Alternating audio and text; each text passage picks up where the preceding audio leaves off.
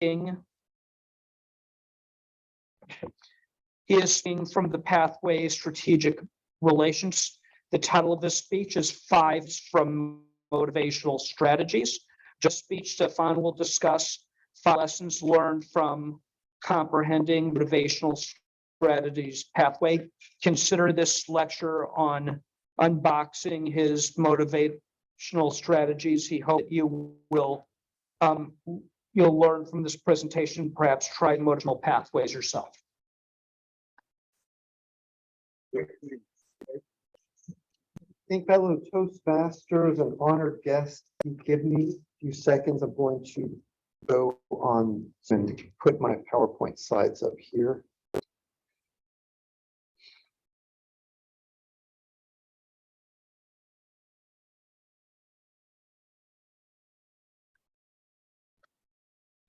All right, 5 lessons from motivational strategies.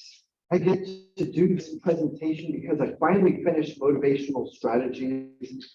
Thank you. Thank you. It took 4.5 years and 20 speeches, and it's quite a journey. I'm not going to go into much detail about each of those 20 speeches. Instead, summarized, averaged them out, and just came up with these 5 lessons. The first one is that you don't need to rehearse speeches. And you probably heard any experienced Toastmasters say, practice, practice, because that's what you got to do. But for you to get good at speaking, I suggest that you should really start with impromptu speaking, such as what you do in table topics.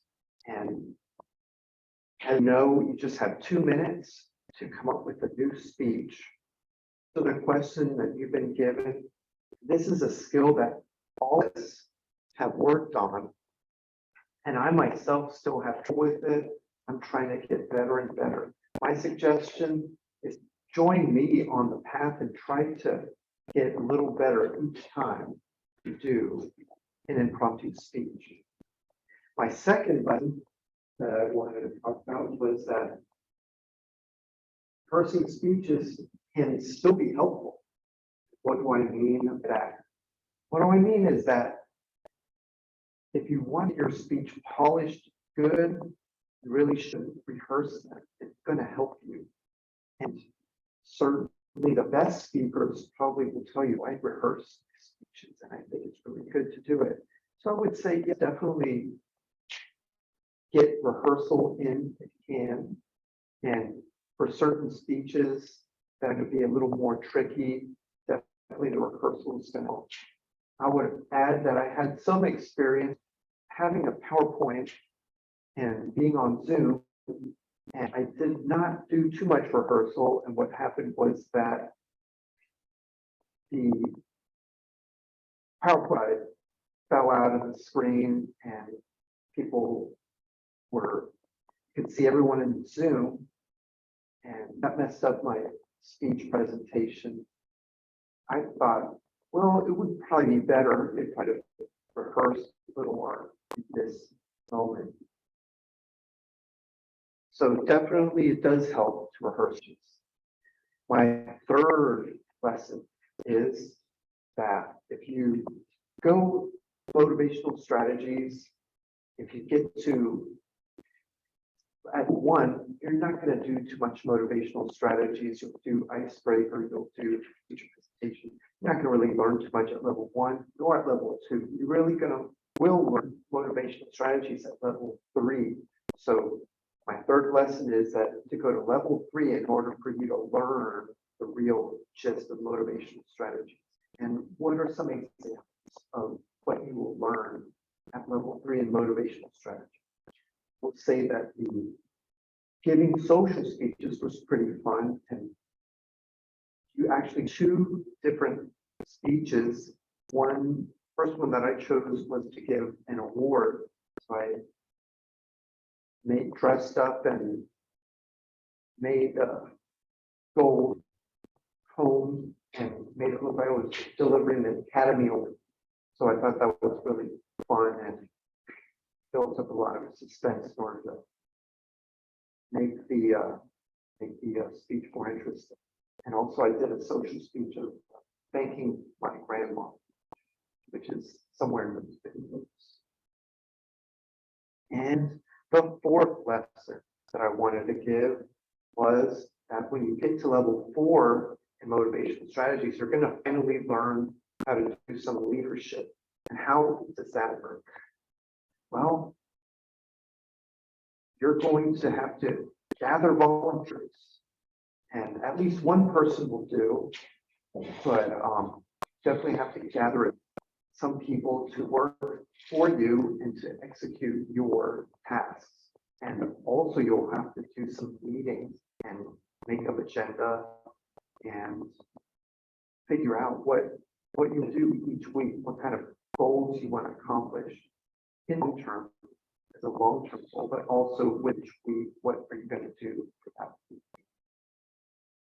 That's how one of the ways you practice leadership. I will also add that you also are responsible for the progress of that team. So that's another way you practice leadership, is carrying out a mission that you set out in the beginning and finish it through with a final product.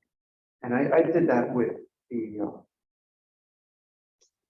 labeling YouTube, which was finally finished in November 2021. And then I did a writing workshop with a lot of fellow Toastmasters, like people we have right here, John and Jim, and other people. That was just finished September, but took a while to finally do the speech. That was the fourth lesson, is to get to level 4 on leadership. My fifth and final lesson is that in order for you to grow beyond what is in pathways, you should really go beyond your club, check out new clubs, and interact with people outside your club. And why does that happen? Well, as my experience with the area director role, I've been able to reach out consistently with people in other clubs. I've been able to see how each club has its own personality. Each club has its own leadership and own style, and you kind of need to change clubs because you get a different sense of that style. And you might like another club more you like. The one that you have here, I would say it's pretty hard to find it better than Carolwood Toastmasters. But it doesn't hurt to go and check out new clubs. Certainly there's 89 clubs in District 48. There's 40 between Pinellas County and Hillsborough County. You can definitely see some diversity in those clubs. And I definitely invite you to get out there and check out different clubs. So to summarize, just don't rehearse speeches, get good at that, get comfortable, get at the impromptu speaking, and then once you get that done, then try to do some rehearsed speeches and add some features, fancy features, music and singing and dancing and all sorts of stuff. And third, if you want to learn motivational strategies, hit level 3. Then if you want to learn some leadership, get to level 4, and then finally go beyond your club in order to grow even further. And I promise that you will find a fulfilling and rewarding experience